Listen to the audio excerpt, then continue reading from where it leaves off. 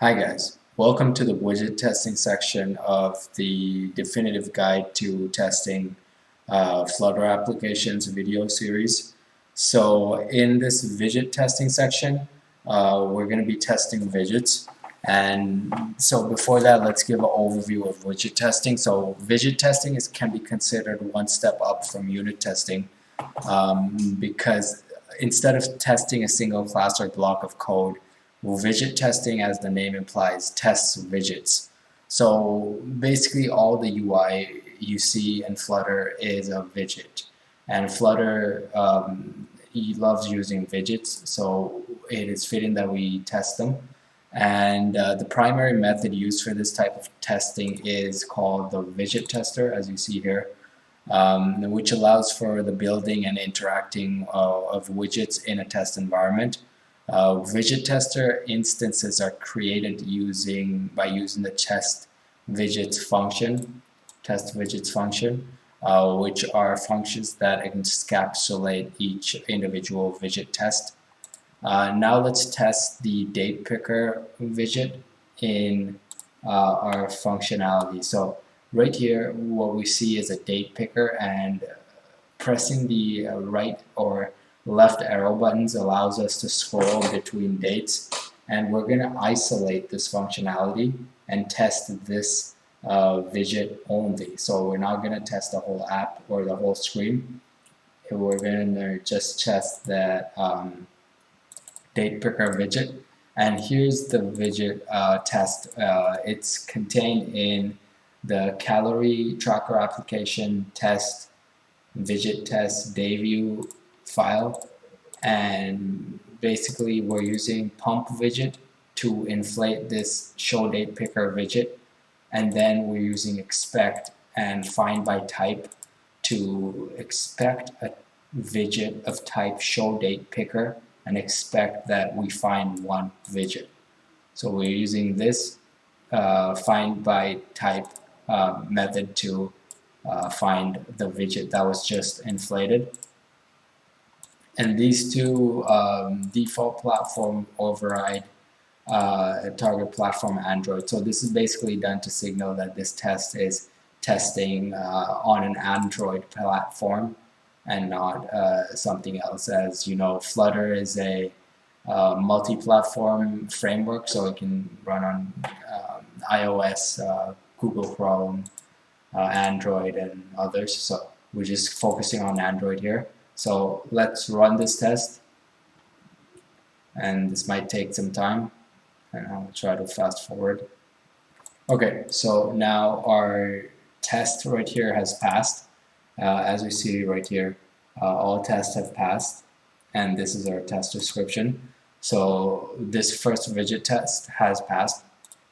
Now before we move on to the next test case, I want to show the internals. Well, show date picker is basically a stateful widget, and it's isolated from the day view screen. So initially it belonged to the day view screen. So right here, this is the day view screen, and to show a picture, this is the entire screen, and we just basically isolated this one widget and made it into a separate file. So show date picker is basically, hold on, I lost the page. Show date picker.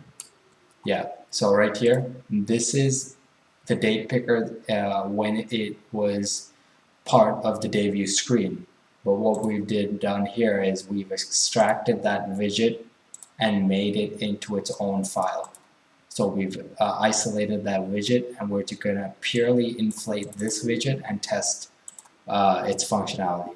So this is something cool you can do in Flutter. You can, it's like Lego blocks. You can break it down and test individual components. So next, let's move on to testing our form app. So the form app is not the calorie tracker apps. It's the second app I was talking about in the earlier video. And basically, we're going to test some functionality here. Let me just get to the right screen. Yeah, so form widgets is the file we're looking for, and we're basically testing the form widget screen. And for this first test, we're testing the title text form field. So to give a visual right here, so this is what the app looks like, and this text field we're going to test. So the way we're going to test it is we're going to find by a value key this specific value. And if you're wondering what value key does, so it basically,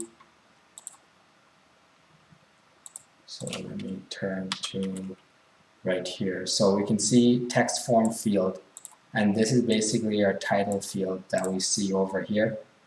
And as a key attribute, we've given it the key with a value of title text field, and then we're targeting that in over here. Using value key, we target that specific widget by find by key. So this is a bit like in HTML you have IDs, which are unique to an element. This is very analogous to that. So we're using that to store a reference to that title text widget.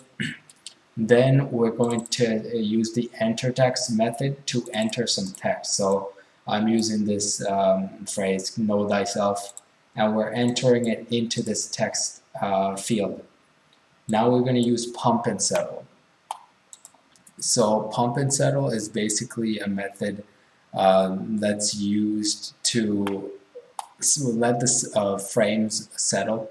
So whenever we make a change in a Flutter application, there's a lot of frames that flicker and are moving.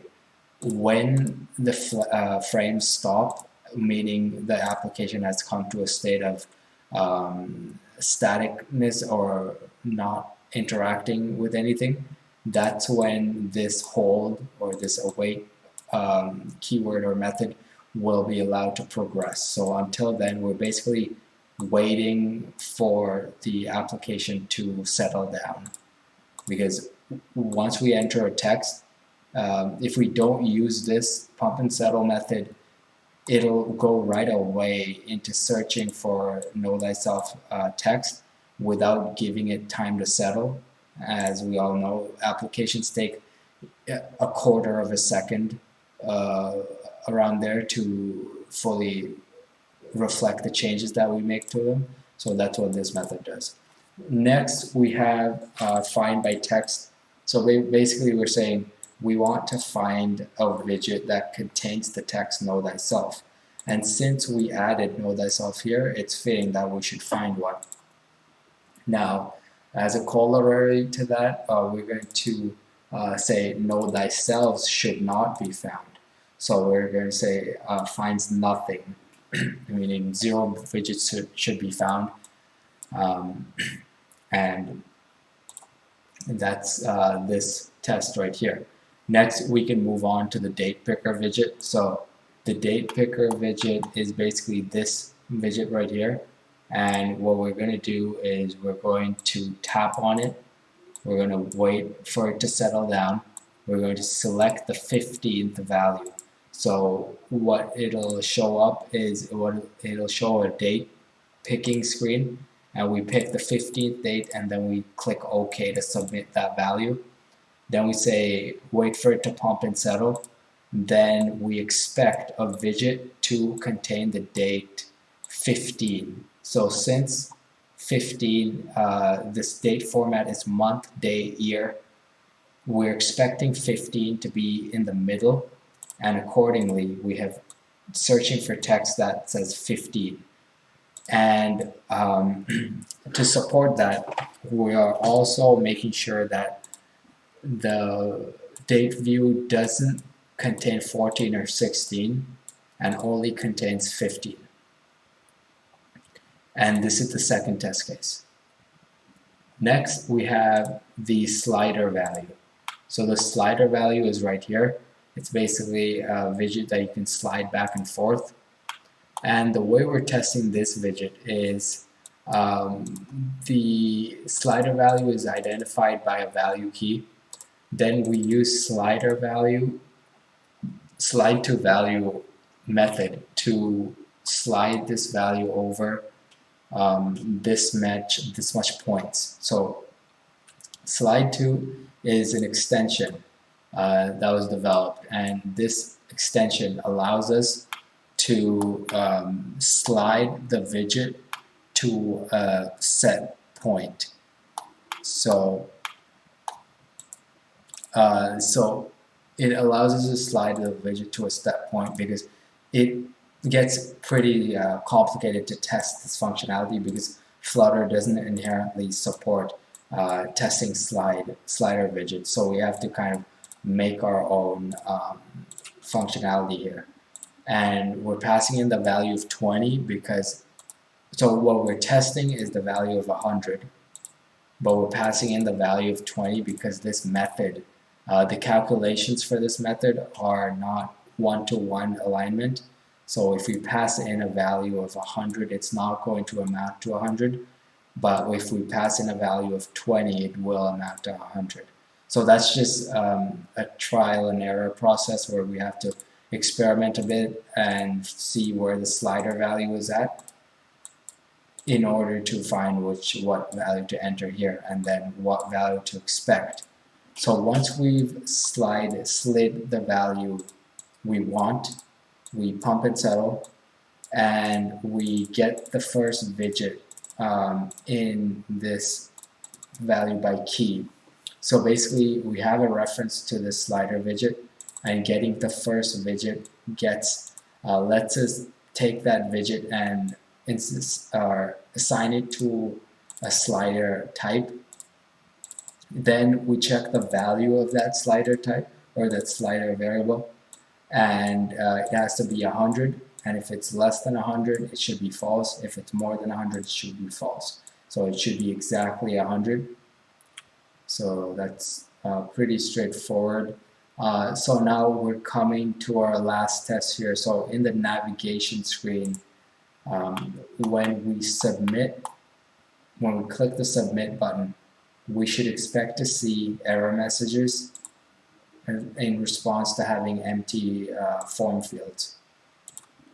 So basically we enter validation screen and we look for the value key submit button, then we tap that submit button, wait for it to settle, and then we expect the following text.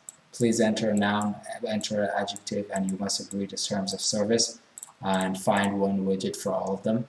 Now, if you're wondering where we're getting enter validation screen from, it's basically, so these methods right here can be thought of as test fixtures because they enter a specific screen. So they use tester pump widget material app, and then we're going to a specific screen, and then we're waiting for the frames to settle.